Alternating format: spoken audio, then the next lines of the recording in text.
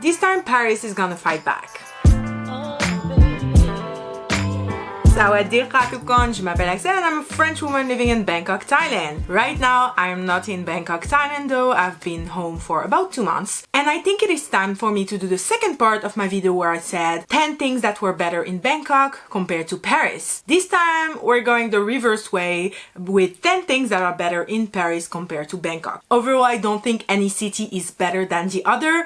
Some people will prefer living in Paris, others will prefer living in Bangkok, like me. And like everything, it has its flaws and its qualities. Right now we're focusing on the qualities of my lovely native city of Paris. I don't hate transport in Bangkok. In fact, there are some things that I do prefer in Bangkok. For example, how cheap and easy it is to find a motorbike or even a taxi. Whereas in Paris, if you have to pay for a taxi, first of all, I'm not sure there is like bike taxis. I know you can rent an electric bike or a scooter, but it is not as practical in my opinion. So I do prefer the aspect of Bangkok where you can take taxis and motorbikes easier. That being said, I do still prefer overall the transport in Paris, simply because in my opinion nothing can beat the Parisian metro. I'm pretty sure I've seen a study before that says that it's impossible to live inside of Paris and have a station more than 500 meters away from you. 500 meters away. You know how hard it was for me to find my first apartment in Bangkok that was 10 minutes away from the BTS? So just saying, I would say like it's more efficient. Also, it costs a lot less. I said that before, I think in my video where I talked about how much I spend in a month in Bangkok, Thailand. But the BTS and the MRT are very, very expensive. People who are of a lower social status are not able to afford the BTS or the MRT. Especially the BTS is pretty expensive. So it is not very inclusive. Whereas in the metro, if you're a student, you only pay half of the Navigo card that you can use as many times a day as you want. So it's just a card that you swipe whenever you want. And if you're employed, your employer also pays half of it. So overall, in 1 month, you're only gonna pay 35 euros to go anywhere inside of Paris, but also outside. So it's much more efficient, whereas in Thailand, there is the rabbit card for the BTS and there is the MRT card or the metro card for the MRT. But they are much more expensive. They don't save you any money. They just keep you from having to select the station you're going to and pay each time. You just swipe your card and the money is taken out of your card. So it is more efficient, but it doesn't save you any money. And as far as I know, employers do not pay for your transport in Thailand. As far as I know, yeah, transport is just cheaper and more efficient because in Thailand, as soon as you don't go to like a main MRT or BTS station, you have to take a taxi to go somewhere else. So it's gonna cost you more, it's gonna take you more time. So it's not very efficient. The second part is gonna be very much a me point. So if you don't know, I have a degree in cultural mediation, which no one knows what it is, but basically my specialty is in museums, exhibitions, and heritage. So I adore art. I am an art hoe through and through. It's my reason to live. Museums are my second home. They're extremely important to me. I think this one is gonna be very, very obvious. Even people, when I applied for a cultural management degree in Thailand, they asked me, why the fuck are you here? I agree that the French art scene is probably the best in the world. I would say like the 3 art capitals in the world would be Paris, London, and New York. In Thailand, it's not it yet. There is a big art scene. Art is everywhere in Thailand. That being said, in Paris there are about like, I would say 50 museums just in Paris. In the entire country, I would say there's over 1,000 museums. I don't think there's the same number in Thailand at all, okay? I do miss being in France, especially since in France many museums are free when you're under 26 and member of the European Union. So yeah, the art scene is definitely better in Paris and more diverse. I feel like in Thailand it's starting to take its footing. first side of the discussion is that yes, France is way more diverse in terms of ethnicity, skin color, etc. than Thailand. Simply because Thailand was one of the only Asian countries never colonized, if not the only one.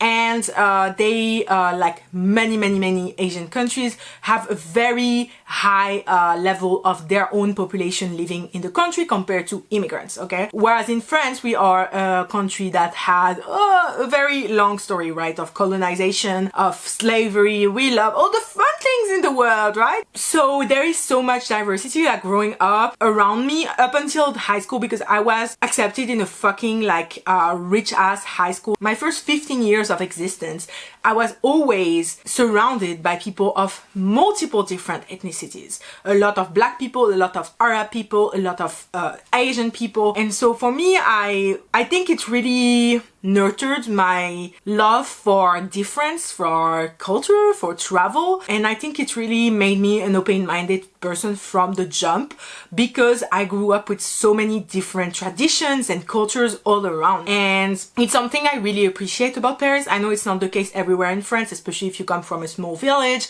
in the countryside. And in Bangkok, there's not that much. I'm not saying that Bangkok is not inclusive, that I've felt really discriminated against, but I'm gonna be honest, the stairs sometimes get too much. I've talked about them. I think I got used to them, but the first like 6 months that I was in Thailand, so literally half of my gap year there, I was really salty at people staring at me. I was like, okay, I get it.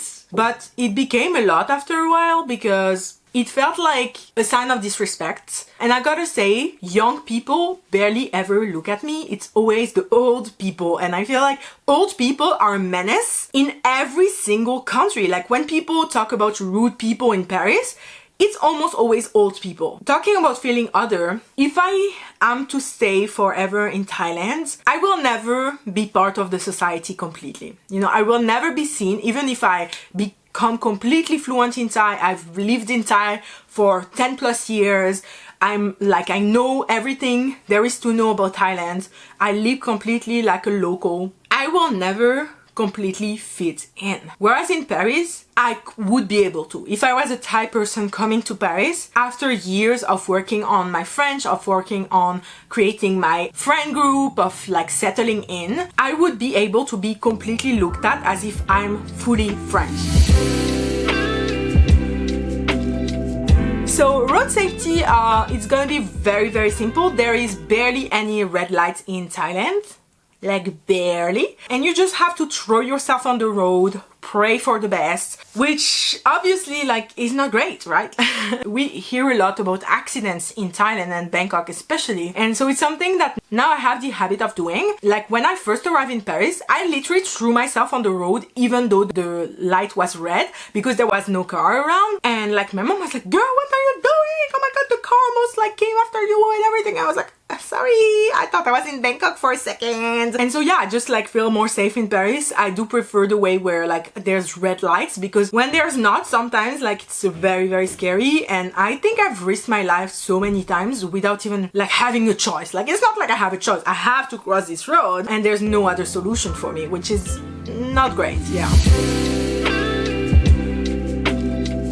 I do not have a weird love of trash cans, but I do love the fact that Paris has trash cans practically everywhere. Like, it's more rare to not find a trash can than to find one. It's something that is very normal to us, even though the trash cans are almost always full and things are falling off of them because people don't take care of the public properties. This is the French way. We are very individualistic. We have this word in French, nombriliste, which means you're only looking at your own belly button and not caring about others. At least you can always throw your shit while you're walking. Whereas in Thailand, there is no trash cans, like no trash cans at all. Sometimes in malls, there are some, but even then, it's very rare. So you just like, and it's very weird because Thailand is such a culture of buying things off of the road or off of stores. I just don't really get why there's not more trash cans. I think outside it might be for like cockroaches and rats, which is a problem in Bangkok, but bestie, it is a problem in Paris in terms of rats. I'm not sure we have a lot of cockroaches here. I don't know. I feel like it's just not smart. I know it's also a problem in Japan and other Asian countries, so I think it's very much an Asian thing. But like, please put some trash cans, like if not outside because you're scared of rats or whatever, in the BTS, like in the station. So it's gonna be such a first world problem like point. It's gonna seem like, oh my god, this is this like white bitch going to a developing country and complaining that it's not up to her standard. I am aware it's very efficient to be able to drink for the sink. First of all, you don't have to pay for water, but also it's just like not efficient because, for example, I live alone. I have almost every day I would have to go to the 7-Eleven and come back with a huge bag containing 3 or more big bottle, 1.5 liter bottles of water, and it's very heavy. And I didn't have a 7-Eleven like right next to my house. It was like 5 minutes away, and so I would come home after a long day outside and like under the heat I would be walking with these almost every day. My hands hurt and everything, and it was a lot, and it's something that I'm gonna have to continue doing. I'm coming back to Thailand in 2 weeks, and there were many times where I was like super tired, it was night, and I ran out of water, and I was like, fuck, what do I do now? Because I'm a pretty lazy person, I will admit it. It wasn't really in my mood to go at 2 a.m. buy water. I just didn't want to do that. Whereas in France, it wouldn't even be a question. I would just like open the sink and drink as much as I want. And so many times I just like went super thirsty all night, and then I would wake up, and in the morning, I'm not a morning person, I would be like, oh, I don't want to go out and everything. So I would like wait until my throat hurt because it was so fucking dry, and then I would have to force myself to go to 7-Eleven and buy some water. So it's just like not efficient. It's not in terms of quality of life. I've told you before many times that my quality of life is way better in Thailand, but that's the one thing where it's really not. Even like, for example, when I want to do like instant noodles, I have my hot pot, and I would be like, oh, let me just put some water like from the sink into it, and I would be like, no, I don't think I can. I mean, like if I boil it, I maybe it's okay, but I don't know. So I have to use like fresh like water that I bought even for instant noodles, and then I have to throw away most of that water, you know, to cook it. So I'm just like, it's not efficient at all. But yeah, it's giving very much white girl complaints about nothing, so I'm sorry. So Thailand is the land of plastic, in my opinion. They give you bags for everything. They give you straws. Like literally I would be buying a bottle of water at the 7-Eleven, a small one. And sometimes even for the big ones, they would give me straws for that. Like, I'm like, bestie, why would I need a straw for a fucking 1.5 liter water? Like, bestie, hello? And I talked to my friends. They cannot drink water without a straw. Like, straws, like drinking equals a straw in Thailand. And I know like the straws are bad for the environment has been kind of debunked because it's such a small amount of plastic, and the real murderers of our planet are the big corporations that completely are running it to the ground. But I do still think that we should try to lessen at least a little bit the plastic consumption. There's so much plastic here, and in France we are very driven by ecology. But I will stop you here. I am very aware why it's the case. When you are a country that is developed already, that has a certain quality of life, a certain richness, you can have the funds and time to look at issues like ecology and our dying fucking planet. So fun. But when you're a developing country like Thailand, you do not have time for this. You are at the moment, Thailand is trying to expand itself and grow its wealth to better the quality of life of their people. Thai people have such a better quality of life than 20 years ago. Now though, that explains why they do not have the time to care for the environment. Right now they're trying to gain money, gain power. Therefore, they don't have time to care for it. Maybe one day they will. Probably it will be too late, which it's already fucking too late, besties. So it's not that I don't understand why ecology isn't more important for Thailand. I get it. But it does break my heart being raised in a fairly ecological country that now like has banned plastic bags, bans mostly plastic straws and things like that, and go to a country where I cannot even choose to not participate in it, you know. I don't love that. I feel bad. My guilt is through the roof. Paris is much more of a walkable city than Bangkok. First of all, Paris is much smaller. So if you don't know, Bangkok is 15 times the size of Paris, so way bigger. Second of all, Paris was built as a walkable city, and it's probably one of my favorite things, if not my favorite things, in Paris and the rest of European cities. It's so nice to be walking there. That being said, I'm gonna be honest, like there were some times since I've been here, like back for 2 months, I realized I walk way more here, but sometimes you don't really want to walk, you want to have kind of a lazy day, or you've already walked all day, but because you have to walk everywhere to take like the transport and everything, you cannot take a bike. I realized it also tired me a lot. That being said, in terms of health, it's way better for my health. And yeah, it's such a good point, and also allows you for, we have this term in French that does not exist, I'm pretty sure, in pretty much any other language. It's called flânerie, and it's also a verb, flâner. So flâner is taking a walk outside. You're looking up and you're looking and you're stopping doing things. We love doing walks where you're not going super fast, which is not very common in Paris, to be honest, but when you're on vacation like I am currently, it's really nice to just go to a nice little neighborhood and just flâner. I think there has been a lot of discussion about like American cities not being walkable at all, which is very triggering and weird to us as Europeans. For me, it was somewhat the same thing in Bangkok, in the sense of a lot of places are walkable. That being said, it is so hot that it's impossible to walk. And also a very big culture shock that I had. My Thai friends always tell me, like, if something is more than like 10 minutes away, I will take a bike, which for me is unfathomable. So yeah, I do prefer the walkability in Paris. It's just really nice to be able to walk pretty much everywhere. Like I could walk, I will live on the east of Paris, I could walk the whole way to the other side of Paris and like still be like somewhat okay.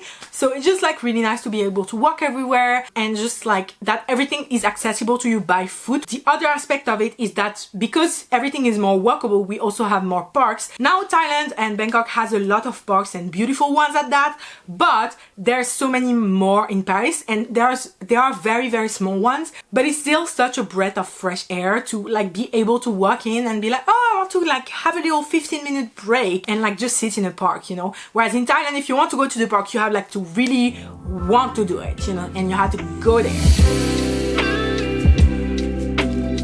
I've always known that I was incredibly lucky to be French and to have free healthcare for pretty much everything, but meeting with other people who don't have that has really cemented that for me, and especially for the little things. For example, having glasses, having contact lenses, or I was talking about if one day I want to get a boob reduction, I can get that for free. Or if I want to get LASIK surgery for my eyes, I also can get that for free. So all of these kinds of things that for me seems completely, absolutely normal. But it's not in Thailand and in many other countries. And it's something that like I'm really thinking of if I'm gonna live more permanently in Thailand, that I'm like, I'm happy to live in Thailand, and it's something that I do really want to do, but also I'm giving up a lot of ease of life that I will probably miss for sure. I'm glad that I don't have a lot of health issues, because I think if I really needed to go to the hospital like all the time, or the doctor all the time, I genuinely wouldn't be able to move to Thailand, because that's insane. Like the amount of money that they ask. The thing is like, because as soon as you have a private and public sector, it creates great discrimination. So yeah, it is something that I'm in a way trading just to be able to go live in Thailand. For me, free healthcare obviously should be a human right for everyone. Like the fuck? Hello, that's a basic necessity. But no, apparently not. We love capitalism. We love exploiting our people. That's fun. So if you have watched any video from my apartment in Thailand, you have heard the background noises that are very loud. The thing is, before I arrived in Thailand and lived there for a full year, I thought that my apartment in Paris was noisy. I was like, oh my god, sometimes there's like motorcycles passing by and they make a lot of noise and it really bothers me, oh my god. And since I've been back, like the first day I arrived, I was like, this shit is so calm, like I don't get it. And it made me realize how noisy Bangkok is, and the problem there is not just the noise, is that they don't have, in French we have this thing called double vitrage. So basically the windows are layered to soundproof more the apartment. You can have 2 times or 3 times the amount of window to really not hear as much outside, and I feel like that's not really a concept in Bangkok, at least in all of the apartments I've visited. When I was filming my videos, like, it was really bothersome. I had to repeat my sentences so much more. Every like 10 seconds there was a bike passing by, and my apartment was on the main road and it was so loud. And also a real problem there is that there is no like off hour. Even at 3 a.m, 4 a.m, 5 a.m, there is still so many cars and bikes driving by, and they make so much noise. Like, I didn't fully realize it until I came back here and I was like, there is no noise, like it's so quiet. So yeah, that was my 10 points about what's better in Paris compared to Bangkok. I hope that now you can see the full pictures of both cities, because I've compared them, I think, quite thoroughly. But of course there's so many more points that I haven't thought about or that don't really affect me, so they didn't come to mind. But yeah, if you have ever lived in either cities, you can tell me what you think in the comments down below. I hope you enjoyed this video. I'll see you next time and have a great day.